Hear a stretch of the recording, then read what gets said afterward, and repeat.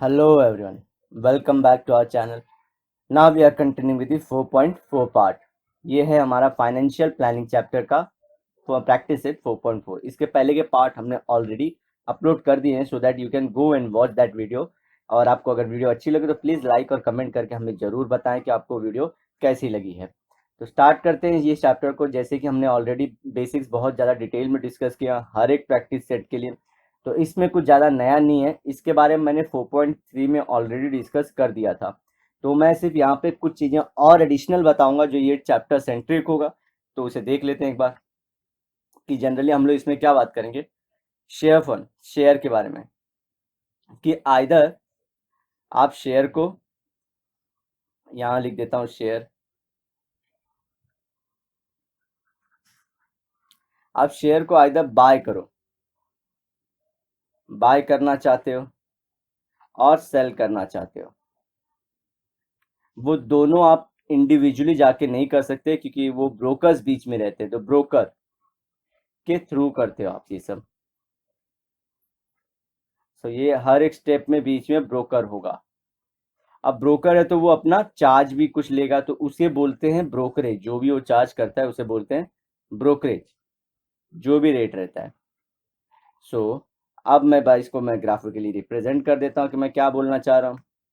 Share आपको bye करना है और सेल करना है. You will need broker. Broker will take brokerage.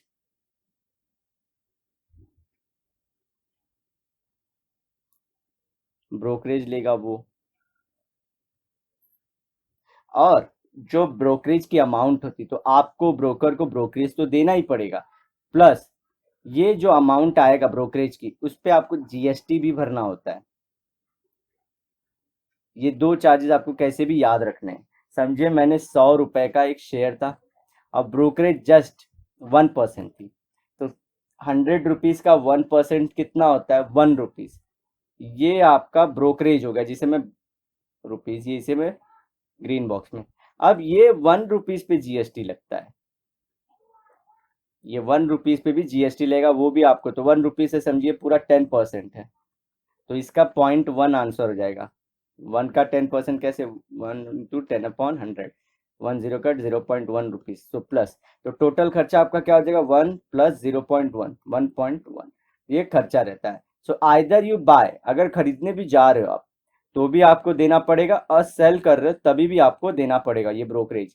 तो बाय करोगे तो एडिशनल चार्ज होंगे, 100 रुपये में ये ऐड हो जाएगा. और बेचोगे तो आपको जो 100 रुपये का प्रॉफिट होने वाला था उसमें से माइनस करना पड़ेगा. सो व्हेन यू सेल, आपको उसमें एस से सेल है तो सब्ट्रैक्ट करना पड़ेगा, एस से सब्ट्रैक्ट. बाय करोगे तो ऐड करना पड़ेगा ब्रोकरेज प्लस जीएसटी. क्या ऐड करोगे, दोनों में ब्रोकरेज प्लस जीएसटी. ये ध्यान रखिए. तो चलते हमारे क्वेश्चन की तरफ इसी के साथ, कि market value of a share is ₹200 MB if the brokerage rate is 0.3%, then find the purchase value. purchase मतलब बाय कर रहा है, परचेज मीन्स वो बाय कर रहा है. तो बाय में हमको ऐड करना पड़ेगा. तो पहले निकालते, लिख लेते इसको प्रॉपरली, आपको लिखना होगा. Market value of a share कितना है, 200 रुपीज था.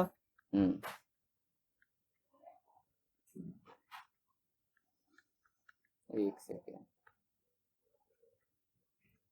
200 रुपीज. फिर उसके बाद आप निकाल लेंगे ब्रोकरेज. कितना बताया हमको, 0.3%. सो ब्रोकरेज अमाउंट आप लोग निकाल लोगे.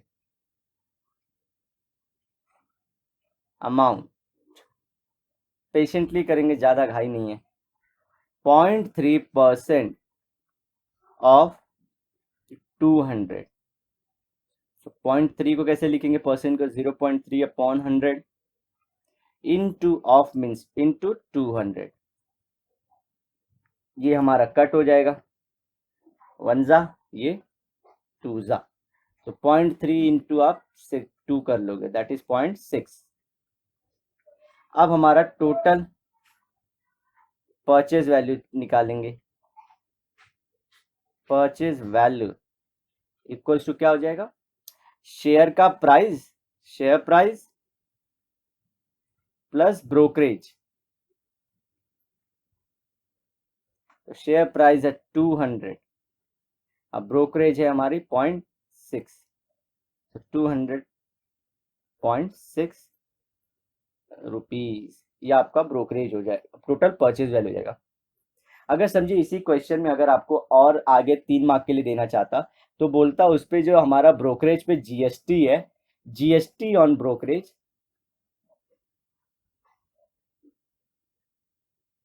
इज, समझिए बोल देता 5%, तो अब ये 0.6 का पहले 5% भी निकालते, 0.6 का 5%, तो इंटू 5/100, ये हो जाता 3/100, ये हो जाएगा 0.03। तो आप 200.6 में 0.03 भी ऐड करते तो आता 200.63 टोटल आंसर। अगर आपको जीएसटी भी बोला होता तो हमारी ये क्वेश्चन में नहीं बोला है, मैं सिर्फ आपको बोर्ड के लिए और आपके एग्जाम के लिए प्रिपेयर कर रहा हूँ कि कैसे अगर क्वेश्चन आएगा तो कुछ नहीं, सिर्फ अलग से ये ब्रोकरेज पे आपको जीएसटी निकालना है और जो भी रुपीज आएंगे उस पर उतना परसेंट लगाते हैं और आंसर निकाल के फाइनल आंसर में उसको भी ऐड करते हैं, बस इतना याद रखना आपको। नेक्स्ट क्वेश्चन, अ शेयर, अकेला शेयर है, a share is sold for the market value of 1000 rupees, brokerage is paid at the rate of 0.1%, what is the amount received after the sale, sale हो रहा है तो यहां पे subtract होगा, हमको ये याद रखना है। तो चलिए करते हैं शुरू।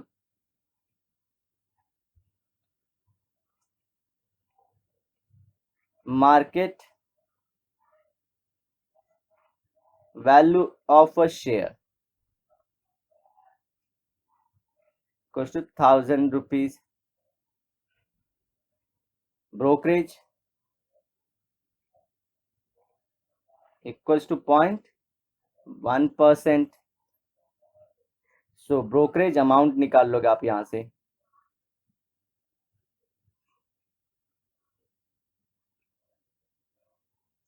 0.1% ऑफ दी 1000, तो 0.1% को 0.1/100 इंटू ऑफ मतलब ये इंटू और 1000 कर लेंगे हम लोग, 100 को कैंसिल कर लेंगे, 2 0 कैंसिल, ये आंसर कितना आएगा हमारा 1 रुपीज। अब हमें क्या बोल रहा है, परचेज उसका सॉरी सेल वैल्यू कितना सेल में मिला, money receive received after sale, sale है तो इसमें सब्ट्रैक्ट कर देंगे 1000 माइनस, तो इसमें फॉर्मूला लिख लेते हैं पहले हम लोग की, क्या फॉर्मूला होगा इसका,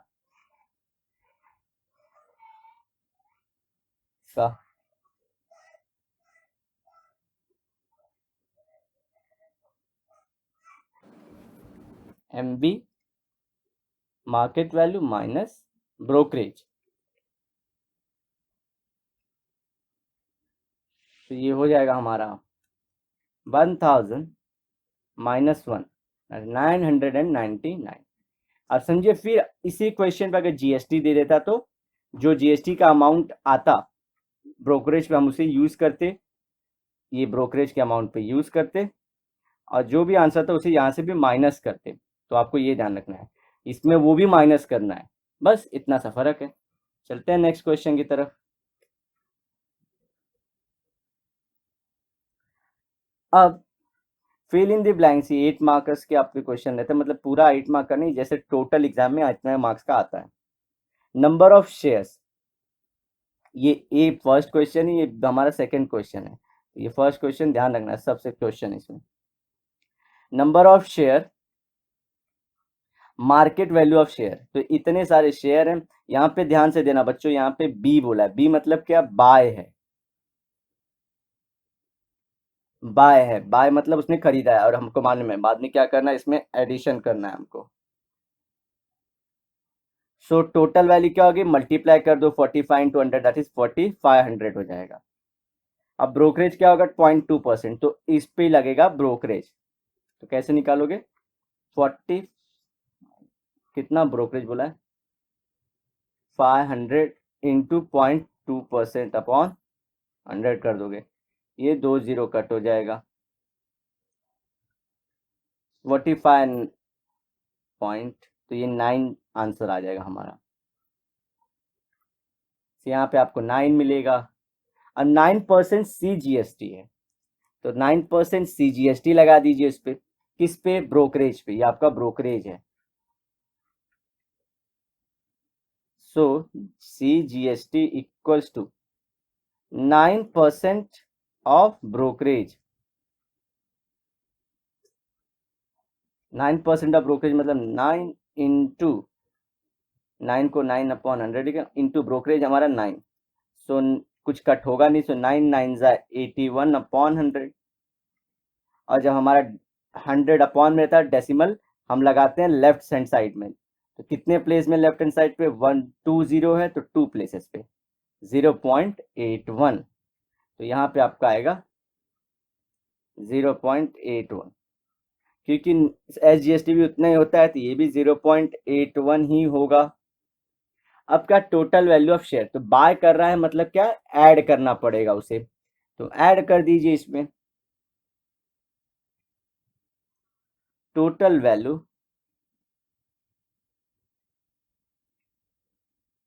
of share equals to shares market value plus brokerage plus CGST plus SGST। Market value थी 4500 प्लस ब्रोकरेज है हमारी, कितनी आई थी उस पर, 9 रुपीज प्लस 0.81 प्लस 0.81। तो कैसे लिखते हैं, आपको इसको वर्टिकली अरेंज कर लीजिए, तो 40, जिसके पास डेसिमल नहीं उसको डेसिमल दे दीजिए, कितने प्लेस के देखेंगे, डेसिमल वाले के पास कितने प्लेस पे, 2 प्लेस पे, तो 45 00 पॉइंट के बाद 00, अब पॉइंट के नीचे ही पॉइंट लिखेंगे। सो लेफ्ट वाला लेफ्ट में, राइट वाला 9 देखिए, राइट में 2 जीरो लिख दिया, सिर्फ लगाते जाना है। फिर पॉइंट के नीचे पॉइंट लिखेंगे, लेफ्ट वाला लेफ्ट में, राइट वाले राइट में, इस तरह से आपको कुछ ये ऐड करना है। बस बच्चों को इसी स्टेप में दिक्कत आती है, लेकिन ये पॉइंट वाला आप सीख जाएंगे कि कैसे लगाना। पहले पॉइंट लगाइए, पॉइंट के नीचे पॉइंट, पॉइंट के, अगर पॉइंट जिसके पास नहीं, जैसे 4500 के पास डेसिमल नहीं था, 9 के पास है, तो लगा के उनको एडिशनली राइट हैंड साइड पे जीरो दे दीजिए, बस सेम ही रहता है वो। 1 + 1 2, 8 + 8 16, यहाँ से 1 हो जाएगा, ये 10 हो जाएगा, ये वहां पे 1 हो गया, और ये 5 और ये 4,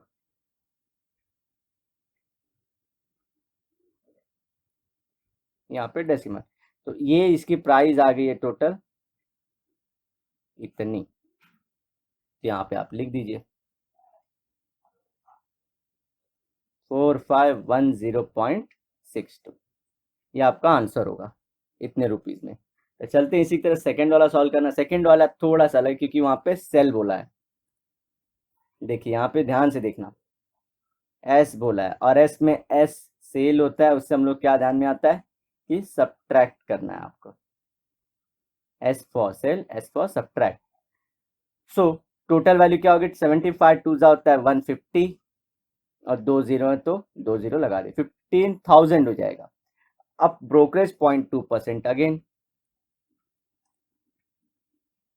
ब्रोकरेज अमाउंट निकाल लीजिए,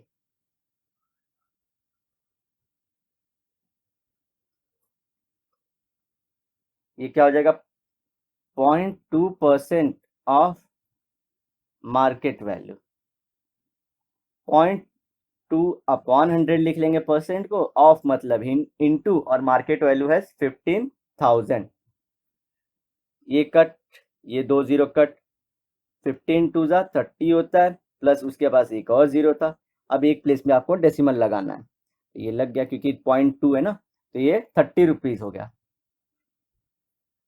₹30 हो गया। अब आपको निकालना है जीएसटी, सीजीएसटी अमाउंट। यहाँ पहले 30 लिख देते हैं, 30 पे 9% लगेगा, 9% ऑफ 30, सो 9/100 ऑफ मतलब इनटू 30, ऐसे ही लिखेंगे, 0 0 कट, 9 3 27/10, दैट इज 2.7 रुपीज। तो ये आंसर हमारा एसजीएसटी में भी होगा, ये यहाँ पे 2.7, यहाँ पे भी 2.7। अब आपको क्या करना है, टोटल प्राइस निकालनी है ना, सो टोटल, अब इसमें मनी रिसीव्ड हो जाएगा ना क्योंकि बेच रहा है,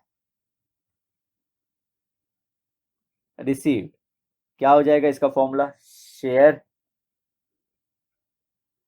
प्राइस माइनस ब्रोकरेज,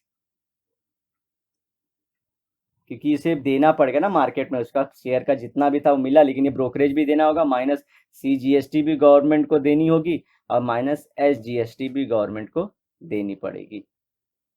तो आप क्या करोगे, शेयर का लिखोगे 15,000 माइनस ब्रोकरेज आई थी हमारी 30, यह है हमारा माइनस कितना 2.7, माइनस 2.7। कैसे करेंगे, फिर से जिनका डेसिमल नहीं उनको डेसिमल दे देंगे, कितने प्लेस तक देंगे, यहाँ पे देखेंगे डेसिमल वाले के पास कितने प्लेस पे, 1 प्लेस पे, तो 1 प्लेस तक डेसिमल दे देंगे। 15,000 को लंबे लंबे लिख लीजिए, 0.0 डेसिमल के नीचे डेसिमल लिखिए, 30 को लेफ्ट वाले लेफ्ट में, राइट वाले राइट में, फिर डेसिमल 2 and 7, फिर हमारा 2.7। तो आपको पहले या तो ये तीनों को ऐड करके घटाइए, क्योंकि आप लोग को माइनस करना पड़ेगा पहले अलग अलग से भी, साथ में आप लोग करने में कंफ्यूज जाओगे, तो पहले हम लोग 2 को माइनस कर लेते हैं। ये एक सेकेंड, पहले सिर्फ 30 को माइनस कर लेते हैं,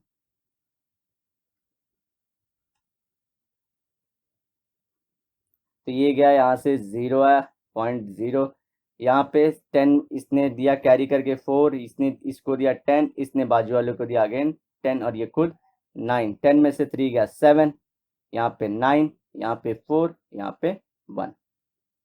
अब इसमें से एक बार 2.7 माइनस करिए, 2.7 माइनस करना है ना, अब ये हो चुका है, अब ये नेक्स्ट माइनस करना है। सो यहाँ पे 0 में से माइनस, तो ये देगा इनको, ये 6 हो जाएगा, ये 10 हो जाएगा, लेकिन इसे भी पास करना है, तो ये 9, ये इसको 10 हो जाएगा। 10 में से 7 गया 3, 9 में से 2 गया 7, यहाँ पे 6 बचा, 9 4 and 1, सो 1 4 9 6 7.3 में से 2.7 फिर माइनस करना है। अब ये वाला 2.7 हो चुका, अब ये वाला, अब यहाँ से देखेंगे कि 3 में से 7 माइनस नहीं होगा, तो ये फिर से देगा, ये 6 हो जाएगा, और ये 13 हो जाएगा। 13 में से 7 गया तो हमारा 6, और 6 में से 2 गया तो हमारा 4, बाजू में 6 रहेगा,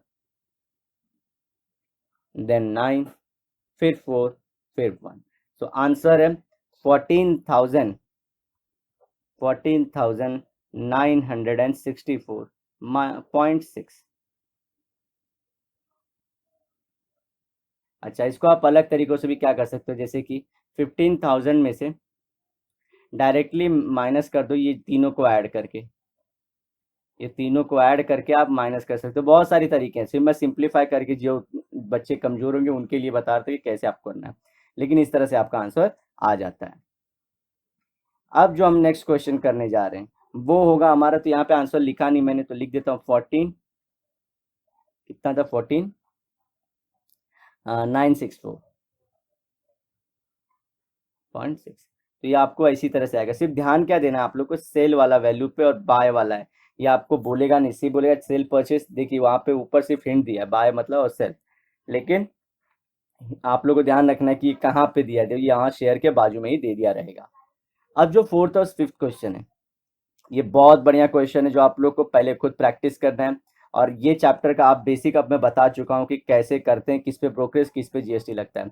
तो आप लोग थोड़ा टाइम लीजिए इस क्वेश्चन को, क्योंकि मैं चाहे तो पॉज करवा के आप लोग को बोल सकता हूँ कि वीडियो नेक्स्ट टाइम देखना, लेकिन मैं चाहता हूँ आप लोग एक दिन का टाइम जरूर लें, ये 2 क्वेश्चन जरूर सॉल्व करें। बिकॉज अगर पूरे आपके अलजेब्रा में सबसे चैलेंजिंग क्वेश्चन, तो आई कंसिडर कि ये 2 क्वेश्चन बहुत ज़्यादा दिमाग वाले हैं।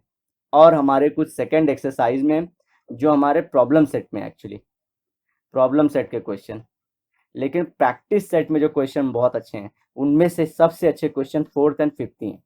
आप लोग देख लेना एक बार, जरूर आप लोगों को मालूम पड़ेगा कि फोर्थ एंड फिफ्थ के आंसर्स अगर बहुत तेज बच्चा है तो उसी को आता है, अदरवाइज सब लोग इसको छोड़ देते हैं। तो प्लीज़ ये ट्राई करिए। हम मिलेंगे नेक्स्ट वीडियो में, जो इसके बाद आप लोग को सीधा मिल जाएगी आप लोग के प्लेलिस्ट में। तो तब तक के लिए bye and have a great day ahead.